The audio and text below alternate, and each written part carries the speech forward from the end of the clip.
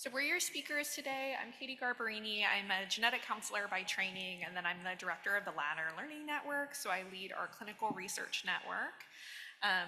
And then we also have the wonderful Liz Shalasso here, which I think everybody knows. Do you want to introduce yourself? I'm Liz. For those of you that I haven't had a chance to meet, I wear lots of different hats in the Angelman community. I'm a mom. I have a 9-year-old, Evelyn, who has Angelman syndrome. I have 2 other kids as well. I am the medical director for the Angelman Syndrome Foundation, and I'm a clinical geneticist who works at UNC. So I see people with Angelman syndrome across the lifespan through our clinic at UNC and involved in lots of research efforts at UNC as well. So we're happy to be here today. And if you guys have questions, we want to keep this really informal. Raise your hand. We have mics that can go around so that we can hear you. And we're happy to answer any questions. Stop us as we go. Okay, so here's our aims for the session. It's to build a better understanding of the variability in Angelman syndrome. I hear from folks all the time that they think Angelman syndrome is just one thing, but we know there is a lot of variability within the condition, both on the genetic level and symptoms, presentation. We're also going to review some genetic testing considerations for family planning, and then I want to just encourage some confidence in navigating local resources. So we're going to start just with a sort of a reflection. We're going to move into talking about the genetic subtypes. We're going to have some discussion with neighbors. So maybe you get to make a little friend at the next table next to you. And then we're going to talk a little bit about Angelman syndrome genetic testing. So we're going to do a reflection. I don't think we probably need the full 5 minutes. I mean, we'll probably just do maybe 2 minutes. So the things I would like for you guys to think about are what genetic subtype does your loved one with Angelman syndrome have? What sort of symptoms do they have? And then if you can sort of grade the symptoms, if you want to do this maybe like in the Notes app on your phone, if you've got a little piece of paper, but grade the symptoms by what's most impactful versus somewhat impactful to little or no impact. And we're just going to take a few minutes to do that brainstorming, and then we're going to come back later and sort of discuss with our neighbors for one of the activities we're doing. So we'll just take maybe 2 minutes for you guys to work on this, and just let us know if you have any questions. I'm going to set my to the room next door. That's fine. That is, for sure.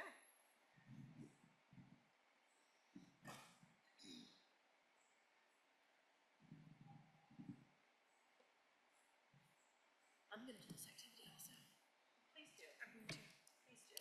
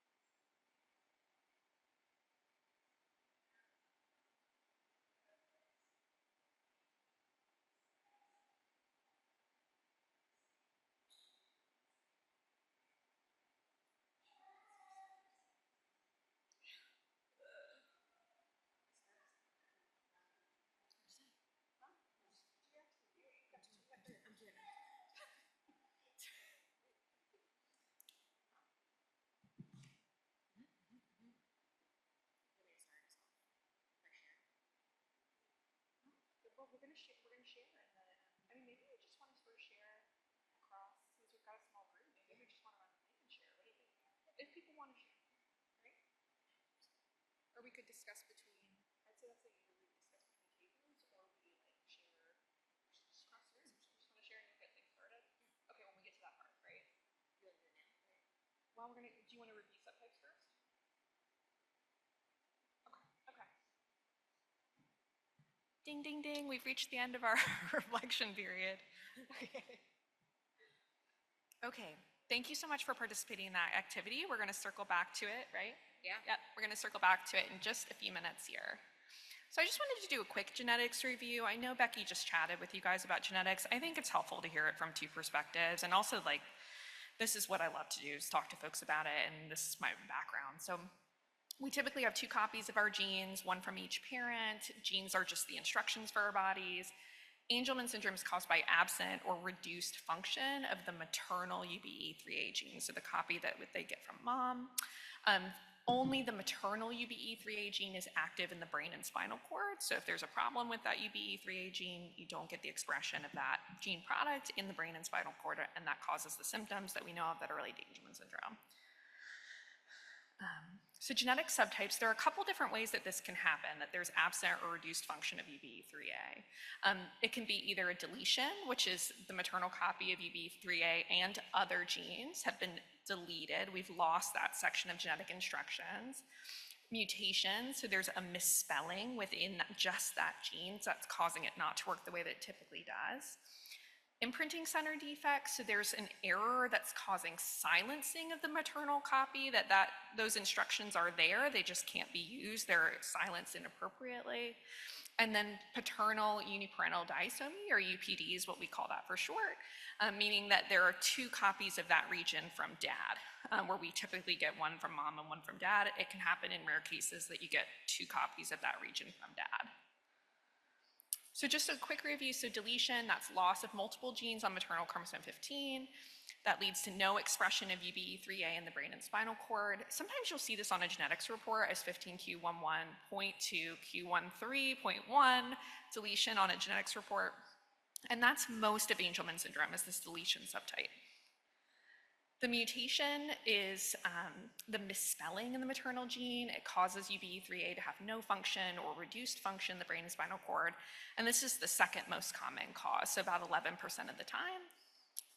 Imprinting center defects, that controls whether genes are turned on or off. Maternal UBE3A is working normally, but the imprinting center defect causes silencing of that gene. And then that leads to no maternal UBE3A in the brain and spinal cord. That's a little less common. And then UPD, which is the most rare cause. So there are 2 copies of chromosome 15 from dad. There's no maternal chromosome 15 material. No, and then no maternal UBE3A in the brain and spinal cord. It's about 3% of cases. And this is like another way of looking at it. So deletion's what's most common, and then these non-deletion types make up about a third. And then we think that there's a lot of questions about this. We think that 10% of the time that the cause of Angelman syndrome is unknown. I don't really know that that's true anymore. Genetic testing's improved so much, and we've got such a better understanding of these different mechanisms. So I'd really like to see in the next few years, I think that number is going to decrease from unknown cause. Or there are other disorders now that we didn't know about that look like Angelman syndrome that wouldn't be picked up with typical Angelman syndrome testing. And I did just want to bring up mosaicism. In Angelman syndrome, mosaicism means that, we're made of millions and millions of cells, and people that are mosaic for Angelman syndrome, they have Angelman syndrome just in some of their cells, not in all of the cells that they were born with. So if you hear that term, that's what it's referring to. Yeah, this is the right, yeah, okay. So we're going to do just a review of symptoms by subtype. And while we're doing this, think about what you know about your subtype of Angelman syndrome and then what you see in your loved one. And I'm going to turn things over to Liz. Okay. All right. When we think about the features that are most common in individuals with Angelman syndrome, really across the lifespan, some of the things we think about that are most pervasive, more than 80-90% of people have these symptoms. Difficulty with movement and balance. We see this characteristic wide base gait. That's to give extra base of support. Oftentimes we'll see kids walk with their hands up in the air. Again, that just adds that extra layer of support so that they feel more balanced. And part of that's because the way the brain is working, the way those neurons are talking to one another, the kids don't have a great sense of where they are in space, or even as we get into adulthood. And so all those extra things are kind of compensation tools.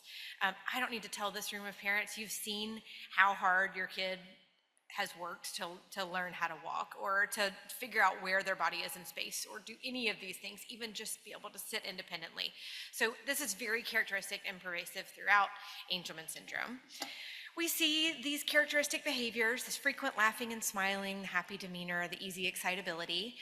I always get asked by people who don't know Angelman syndrome very well or other clinicians about whether people with Angelman syndrome are always happy. And as a parent, I can tell you absolutely not. All of you guys know that too. People with Angelman syndrome experience a full range of emotions. They are able to experience sadness, joy, fear, anxiety, all of those things. It is, as parents, you see this. But I do think that the joy is real too. I think that they see and perceive things and feel true joy about these things. So I think while this is a characteristic feature, it's not, sometimes it's inappropriate, but I think not always. We certainly see learning challenges with people with Angelman syndrome. I have a really hard time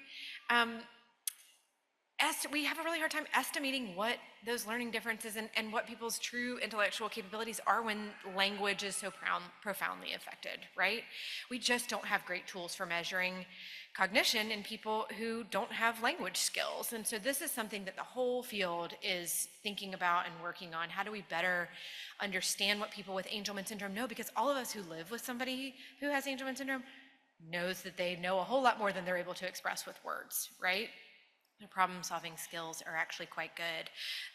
They can be, speaking for my own daughter, very manipulative. If she wants something, she's going to get it, right? Yeah. Pam's laughing here.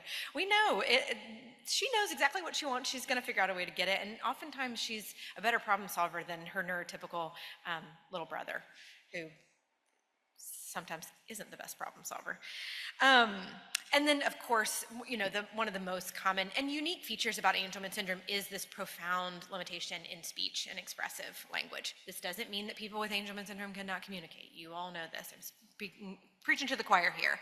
But this lack of actual words. And consistently, when we talk to caregivers and study what is most challenging about Angelman syndrome, we know that this communication always ranks right up there at the top. And I think that this isn't just a challenge for caregivers. We see the frustration among people with Angelman syndrome because of their communication limitations. And we know that receptive and nonverbal communication skills are much higher than the verbal spoken language. Other frequently seen features, maybe not quite 80%. Sometimes we see what we call plagiocephaly or kind of flattening of the back of the head. We see that oftentimes because of the lower tone in early childhood and infancy. So kids aren't rolling on time, they're not sitting up on time. So that leads to more of that positional plagiocephaly. We can see some facial features that are not necessarily facial features that are shared with other people in the family, like a wider smile, wider spaced teeth, things like that. But oftentimes there are still shared facial characteristics with other people in the family or other siblings. Some of the earliest things that we see among all genotypes, but more pronounced in the deletion subtype, are these early feeding problems in infancy. For most deletion families that I talked to, that was one of those earliest signs that they were worried about, was the feeding difficulties. Those tend to get better, but they definitely can, kind of ebb and flow throughout life. Strabismus, or some people call it lazy eye, we can see that a lot. Again, this is a tone issue. So the muscles that control keeping your eyes straight forward are weak, just like the muscles that are controlling central tone and leading to delays in motor milestones. It's all similar. The sensitivity to heat, this is variable. We certainly hear it a lot from parents, but it's not everybody. But it's something that we can see, and we don't have a great explanation for it. This decreased need for sleep, that feels pretty darn pervasive. I don't know if that's a less than 80% or more than 80% situation. We definitely see disturbed sleep cycles across all subtypes of Angelman syndrome. This fascination with water and crinkly items, again, we don't know what causes this. We don't know what about UBE3A being missing or not working like it's supposed to leads to this, but we see it. Scoliosis, again, is something that we can see, particularly as we transition through adolescence and see that big growth spurt. We can oftentimes see that. It's generally something that primary care doctors keep an eye on and can intervene or make referrals to intervene if needed. And then constipation feels nearly universal as well. And again, that constipation is another manifestation of the lower tone. So the gut muscles that are supposed to be squeezing and pushing food in the right direction, that leads to that early reflux when things aren't moving in the right direction like they're supposed to, and then also constipation. Mosaicism in Angelman syndrome is something that's interesting. Again, Katie introduced this idea that and all of us were made up of millions and billions of cells. In individuals who are mosaic for Angelman syndrome, some of the cells in their body have a normal UB3A complement, and some of them have a missing maternal UB3A. This subtype, this is probably where we see the most difference. What we know about individuals with mosaic Angelman syndrome is that they can have oftentimes much better expressive language. We can see people who have up to sometimes like 100 words or more than that can be quite conversational and really have much better expressive language skills. This is one of the things that we feel like really kind of differentiates mosaic Angelman syndrome. But we still see, as we can see here, a high level of sleep disturbance, anxiety, and hyperactivity. Again, one of the characteristic features is kind of this preserved language. We can certainly see a handful of words in some of the non-deletion subtypes, but where we see the most robust language skills is definitely in the mosaic Angelman subtype. I think we don't fully have a great grasp on how many people there might be out there who have mosaic Angelman syndrome. I think as genetic testing becomes more available and more accessible, we're learning about people at both ends of the spectrum that might have Angelman syndrome that we might not have expected to. Either they have skills that are too, advanced that we didn't think that they had Angelman syndrome, or have challenges that are more profound than we might have expected. Some other differences that we can see, I don't know that reliably I see any different response to medications or therapies. I think typically the therapies that we see most of our loved ones with Angelman syndrome respond to, the typical speech therapy, physical therapy, and occupational therapy. Those are the same that we see across subtypes. Where children might have a little bit more advanced language skills, there are some different types of speech therapy. Some people talk about prompt therapy, things like that. We have I will not pretend to be the communication expert. We have a whole team of speech therapists here that are worth talking to if you have questions about communication. But it is important to note that some of our areas in what we understand about Angelman syndrome is more in the non-deletion subtypes, the under 2-year-olds, and the older adults. So there's a number of opportunities where families can get involved if you're interested in participating in research to help us understand more about Angelman syndrome across the different genotypes and across the different age groups. Okay, so actually I think we should do the second. Yeah. Okay. So I was going to share my reflections on, so I have a 9-year-old daughter, Evelyn, who has Angelman syndrome. She has a deletion subtype. And we asked you at the beginning to kind of reflect on your own loved one's subtype and what are the challenges and strengths that you see and kind of what are the symptoms and how impactful are they. So I'm going to start by sharing kind of where we are in how Angelman syndrome is manifesting itself in our life at the moment and based on her age and her genotype. So like I said, Evelyn is 9. She is deletion positive. I will say at this age, as we are approaching puberty and, we're like school age, but going into the black box of puberty, a lot of our issues are behavioral. They are hyperactivity, impulsivity, and I think frustration around communication, which leads to behavioral challenges like hair pulling, hitting, things like that.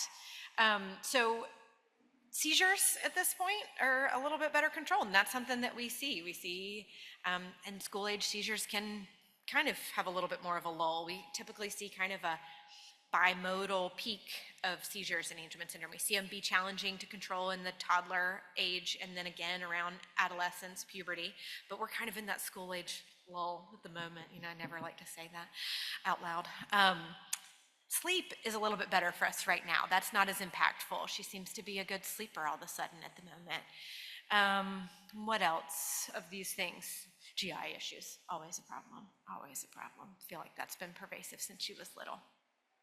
But as I think about the most impactful things, I think at the moment I would probably say communication difficulties leading to behavioral stuff. So I'm going to open it up to you guys. Where are you? How old is your child? What is their subtype? And what are the things that you see right now? And I think what we will find here is there's differences, but I think among the subtypes we see probably more similarities than we see differences. Anybody want to share? I'll call on you. I'm kidding. All right, we've got a sharer over here. Oh, my little girl. Perfect. So we have a 35-year-old Angelman child, and back in the day, he was diagnosed with an imprinting mutation, and I think you guys changed up the name. Okay. ICD now is the catchword. So biggest challenges right now is mobility. Okay. He's ambulatory, and he's been ambulatory since he's been 18 months old. But the decrease in the mobility, not decrease, but the challenges of the mobility. Yep. Communication wise, back in the day, 30 years ago, was not where it is now. So it's almost like reintroducing the communication devices and that sort of thing. We had dinosaurs back in the day with that piece of it. Seizures, knock on wood, onset, right around that 3-year-old time. Horrific time in our life over that. I actually live in Florida and flew up to Boston between Christmas and New Year's with just Taylor and I. Don't ask me where I got that strength, but I did it. And of course, he had a big old seizure when we got there. But again, we still hadn't had a diagnosis for him at all, because we didn't get a diagnosis for him until he was 8 years old. Back then. But knock on wood, seizures are well controlled. He was on the ketogenic diet early on, and then I had some breakthrough in puberty, and now he's just on some maintenance medications for that. Behaviors, I think, up and go, come up and down. And again, they could be related to communication, but I always described him as the best nonverbal communicator that you'd ever want to meet, even before I had a diagnosis. And then I guess the weight issue, I swear he shares it with the Prader-Willi kids. But I do have a locked pantry and refrigerator and everything, and if they're not locked, trouble. Anything else, buddy? No. So you just Anything brought else, up honey? You brought up some really important differences. Thank you for doing that. That's exactly what we were hoping would come out of this. So we do, in the non-deletion subtypes, particularly in the UPD and the ICD subtype, we see a little bit more of exactly what you're describing, more of a Prader-Willi-like phenotype. We can see more features that seem a little bit more consistent, and oftentimes people who ultimately go on to have an ICD or a UPD diagnosis, the clinician was suspicious for Prader-Willi first and ordered the testing, and it gave us a different answer than we were expecting. I'll just say, I'll put in a plug for our afternoon session. We're going to talk about, we have a clinician panel this afternoon, and mobility and weight issues in the adult population is something that I've teed up for the docs to talk about this afternoon. So come this afternoon to talk about that. Hey, I'm Michael. My daughter Zoe is 9. We see a lot in behavior. Interestingly enough, though, we don't see much issues with seizures really ever. We did have some issues, but we got them controlled pretty easily. I think at most we were having maybe 2 a year as she was younger. She is deletion positive. But I am curious what other options we could look into to get some more information. So all we did was a FISH test to get our diagnosis. She is very in control of her emotions. She isn't what I would consider to be easily excitable. She does get excited, but it's about things that are, a big deal to her. Appropriate. Yeah, so she's fully ambulatory, relatively advanced. She sleeps really well. Please don't hate me. In fact, I was late to this today because she was still asleep. Oh my gosh. Knock on wood. I don't say those words out loud without knocking on everything. She sleeps pretty well. That's great. So I'm interested though to see if there's somebody else that has a similar story to us. She started speech, physical, and occupational therapy at 6 weeks old. She's adopted. Her birth mother was incarcerated for meth usage while pregnant. So we were really, really sensitive to delays. And as a result, we started therapy very, very, very early. And I'm curious if there's somebody else that has done a similar history to that, that has as much advancement as I feel like Zoe does. I feel like she's more advanced than most angels her age, despite having a sizable deletion. Sure. It's, you bring up such a great, interesting point. Even among two kids that have the exact same deletion, I can't predict what their strengths and their challenges are going to be, right? And I really try to encourage people not to get hung up on the size of the deletion, any of this information, because it doesn't predict how your kid or loved one is going to do. It doesn't tell us what their strengths and their challenges are. I mean, we have to remember, while it is a sizable deletion, the rest of the genes in the genome are there, and any child was going to be born with a set of strengths and challenges that we couldn't predict, right?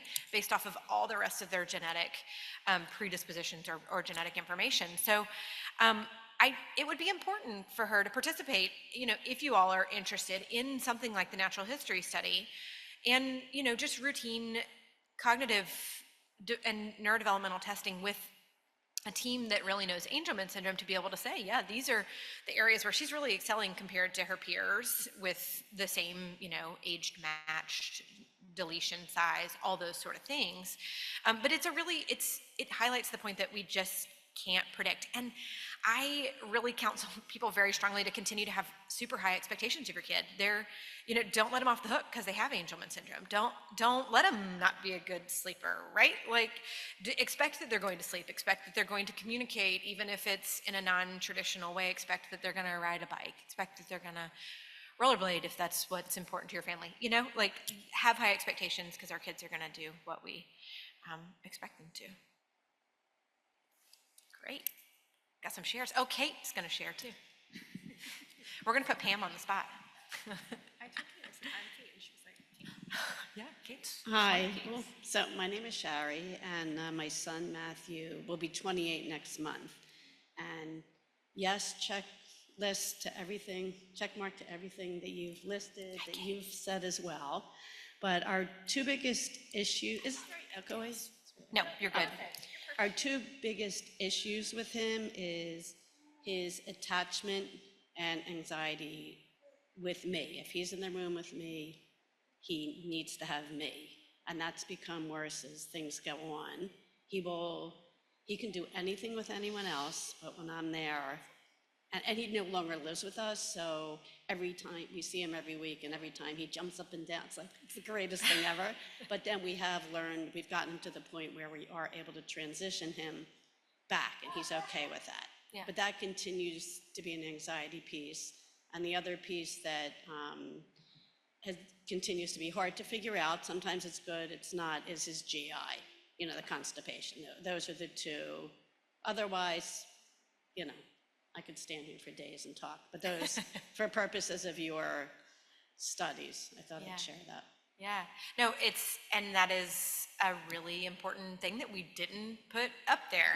Separation anxiety, parent preference is, a preferred caregiver, and separation from that preferred caregiver is a very well documented and very challenging issue to manage. I think we hear even more about that as we creep into adolescence, in adulthood. We see that become even more problematic and a challenging behavior to manage. I don't know whether, is Chris Carey doing a behavior session?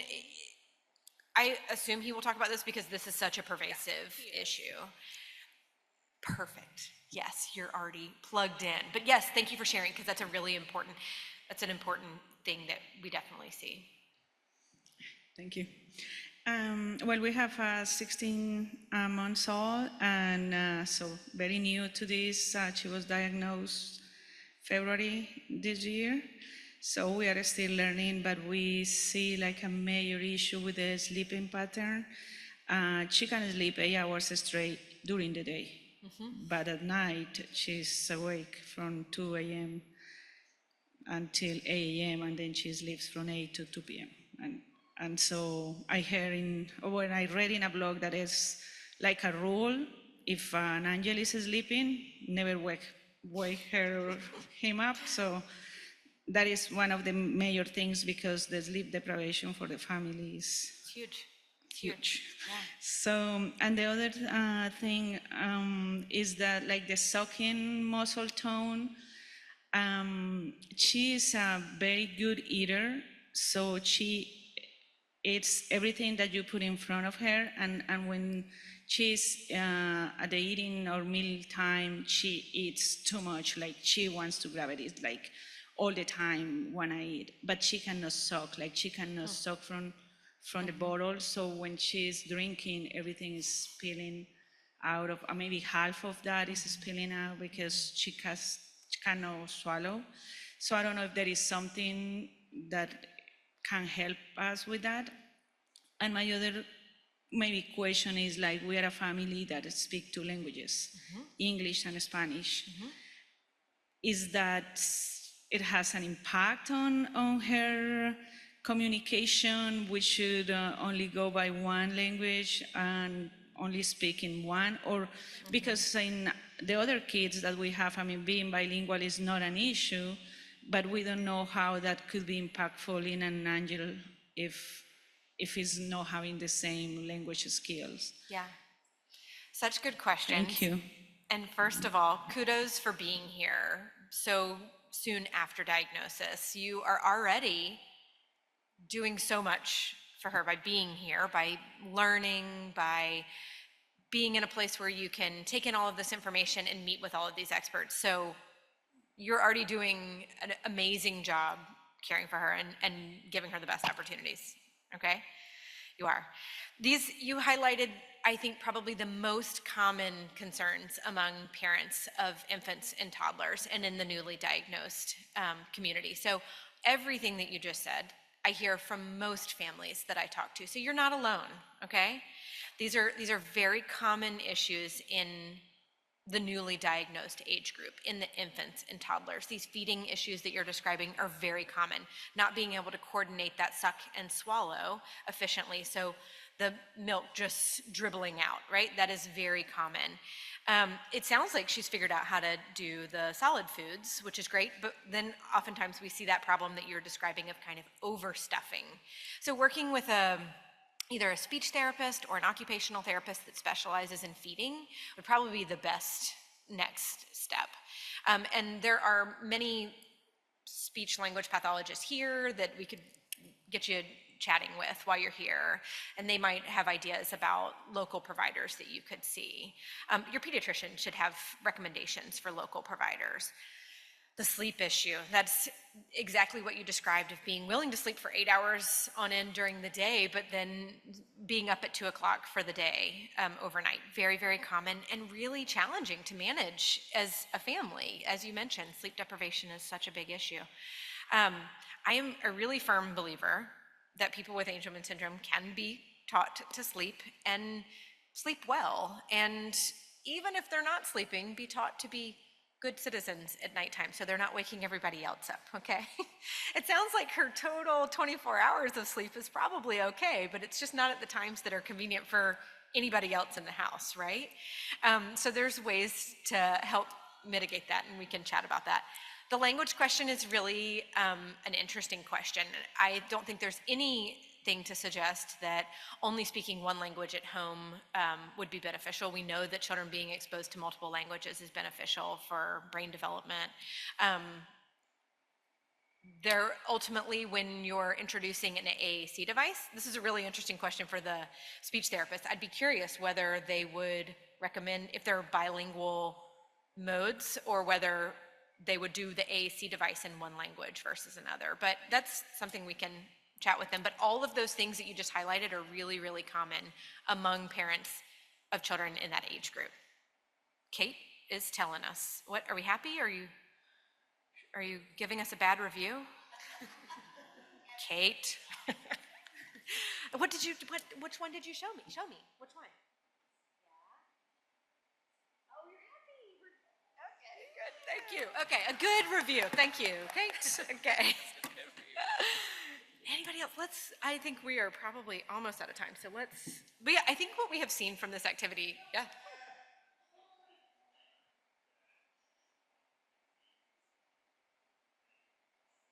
Absolutely.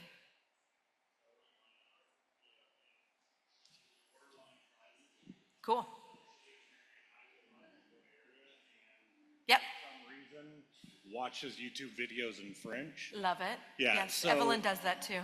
I was just I don't saying know that why. you should try and make it a point to communicate with other families as well. A lot of the issues that you expressed, we've seen as well. I know a bunch of other people here have. I can't imagine being here just a few months after your diagnosis. That's amazing. I was saying that my daughter is certainly bilingual. We live in a very mixed community of English and Spanish speakers, and then for some reason she prefers to watch YouTube videos in French on top of that. So I am certain that at least her receptive language, I have seen her respond to both English and Spanish in real time. And then, like I said, she watches French videos all the time. But her expressive language, because we're monolingual, we have her AAC device set up as English. I'm certain that she could also use it in Spanish. We've just never done it. But my biggest piece of advice is just talk to people around you, just introduce yourself and start asking questions. Everybody's going to be happy to answer and give you their experience. I agree. That's one of the biggest values of being at the family meeting is, I mean, there's hundreds of families here. And as I said, all the things that, and echoed here, all the things that you just described are things that are shared among most families of children who are similar age. All right, Katie's gonna transition us a little bit to family planning. Yeah, I'm just, Say one thing? Sure. That's really weird about the language, because Taylor is carte blanche on the iPad, and the majority of the YouTubes he watches are in foreign language. He likes French, he likes Spanish, he likes violin players, but they are not English. Okay, that's all. that's really cool. That's, yeah, a new feature that we can put on our slides.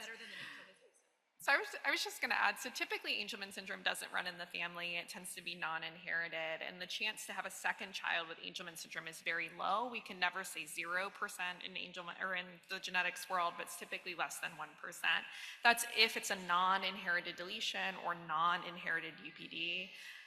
AS can be inherited in the following circumstances. So inheriting UBE3A mutation from mom, an IC deletion from mom. And there are also rare instances where mom just has Angelman syndrome in her reproductive cells, but not in the rest of her body. So in those very rare cases, there can be a risk to have a second child with Angelman syndrome. If you have questions about how Angelman syndrome runs in the family or prenatal testing, please ask your doctor to refer you to a genetic counselor to learn more about your options. This is why our job exists, is to help folks understand recurrence risk, next steps, genetic testing that's available, and then what the diagnostic testing options are. During pregnancy, typically just via amniocentesis or CBS can we know for sure that a pregnancy is affected with Angelman syndrome.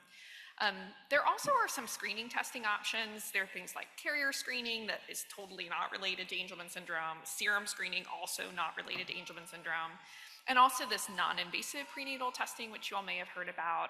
It's a maternal blood test that's looking at placental DNA. It's very, very accurate at screening for conditions like Down syndrome, trisomy 18, trisomy 13, but it is much less accurate for conditions like Angelman syndrome, the microdeletion form, and it wouldn't look for conditions like, or wouldn't look for the UBE3A mutation subtype, it wouldn't look for IC defects, and it wouldn't look for PPD. But I am seeing a lot of sort of buzz about this, and please have a low threshold for reaching out to me with questions about this. I'm happy to get you plugged in with local resources, and I'm a genetic counselor by training, so happy to help when this sort of thing comes up. And I think that's it. And do we have time for questions? Is there another session in this room? Yeah, there's another session. Okay. Yeah, okay. Thank you guys so much. Yeah. Come find us anytime. Thank you so much for being part of the session.